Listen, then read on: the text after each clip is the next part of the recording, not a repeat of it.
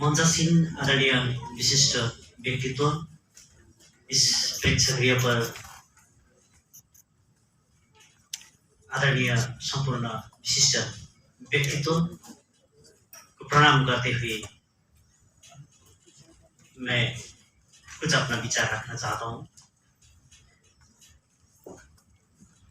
विचार सिद्धांत को विचार के रूप में बंधित नहीं करना चाहता था मैं, इसलिए विविधता को मैंने प्रश्रय दिया। विधा के रूप में भी कहानी, गजल, रिवायत, समालोचना आदि के माध्यम से मैंने अपना अभिव्यक्तियों को प्रकाशन करने का प्रचेष्टा किया। विचार मानसिक अनुभूति का प्रतिक्रिया है, वही प्रतिबिंबित हुआ समय समय में परिस्थिति, दृष्टि और चेतना के प्रतिक्रिया के रूप में।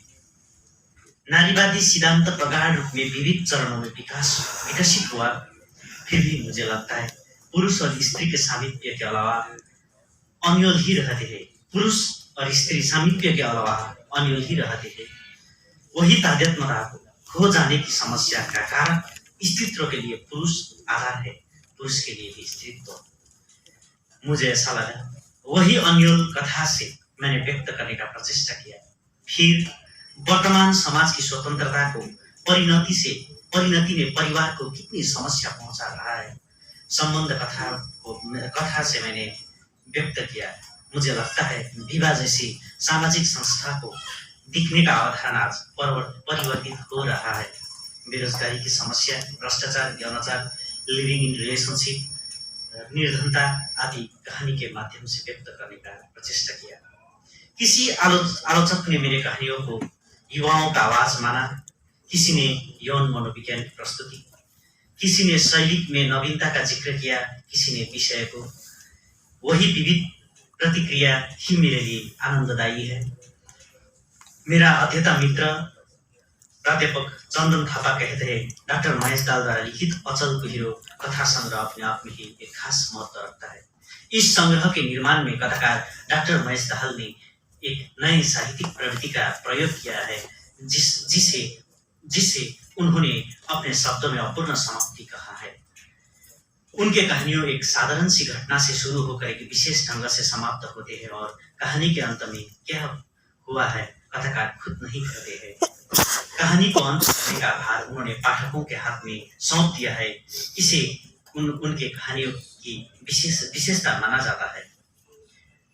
मेरा अग्रज लेखक मिलन बांतावा ने लिखा, अचल कुहिरो में कहीं पे भी चतुरियां नहीं है, कहीं निचोड़ भी नहीं, लेकिन कहानियों को नैसर्गिक रूप में रखा गया है। उसमें परीक्षण करना, अवकाश ढूंढना और निष्कर्ष में पहुंचना पाठक की क्षमता और ग्रहणशीलता पर निर्भर रहेगी। मार्गदर्शक और हृदय के समीप रहकर अभिभावक बनने के लिए मिलन बांतावा जी का हार्दिक आभार प्रकट करता हूँ। इस पुस्तक का प्रकाशक का अभिभार भी उन्होंने निर्वाह किया। ईमान पूर्वक कहूँ तो वह नहीं होते तो आज लेखक के रूप में मैं भी नहीं होता। उसी तरह मेरे प्रिय मित्र तथा लोकप्रिय कवि कर्णवीर, मेरा गुरुवर दलसिंह अकेला, गुरुगुप्त प्रधान मेरा प्रेरणा का स्रोत है। अचल कुहिरो लेखन की यात्रा तक मुझे बहुत सहायता, प्रेरणा और प्रोत्साहन मिला। इसीलिए मुझे नेपाली का भाग्यशाली कवि भी हूँ ऐसा लगता है। मेरा गुरुजन, प्रिय पाठकगण, माता पिता और पत्नी पर आभारी हूँ। विशेष ऑल इंडिया रेडियो खरसाङ, प्रतिभा प्रेरणा परिषद दार्जिलिङ, खुला साहित्यिक गोष्ठी मंच दार्जिलिङ, श्याम ब्रदर्स प्रकाशन दार्जिलिङ, निर्माण प्रकाशन सिक्किम आदि पर आजीवन ऋणी हूँ। मेरा कहानी का पुस्तक अचल कुहिरो को चयन करके मुझे प्रेरणा प्रदान करने के लिए साहित्य अकादमी दिल्ली पर आभारी हूँ। नेपाली भाषा परामर्श समिति का संयोजक डाक्टर जीवन नामदुङ एवं सभी जुरी पर भी आभार व्यक्त करता हूँ। धन्यवाद। Mahesh. Now I request Deval